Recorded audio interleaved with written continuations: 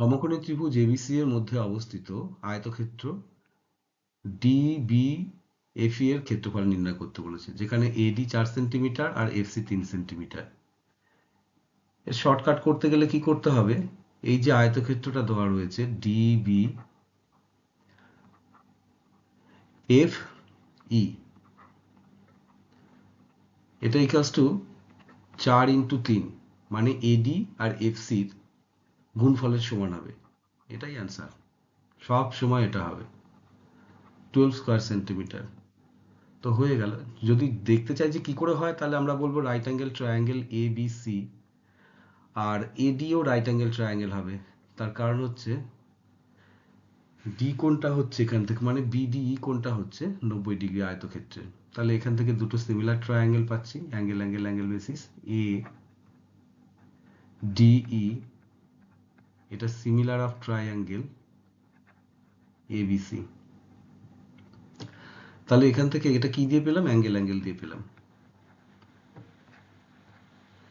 তাহলে AD by AB equals to DE by BC equals to AE by AC। তো আমরা এই দুটোকে নিয়ে কাজ করি। এখানে ব্রেথ হচ্ছে B, লেন্থকে L লিখলাম।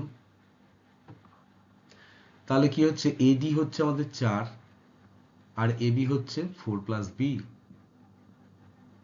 এবং DE যেটা হচ্ছে সেটা হচ্ছে লেন্থ, আর BC length plus 3।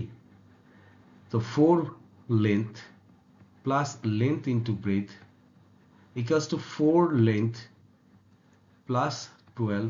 4 length and 4 length তো ক্যান্সেল হয়ে গেল, তো length into breadth equals to 12। এটা দেখানোর জন্য বললাম, পরীক্ষায় করার জন্য আমরা এই সাইডে যেটা করেছি সেটাই করব। তো তোমাদেরকে এরকম টাইপের একটা অঙ্ক দিচ্ছি, দেখো তোমরা অনায়াসেই করতে পারবে, চাইলে কমেন্টে লিখতে পারো।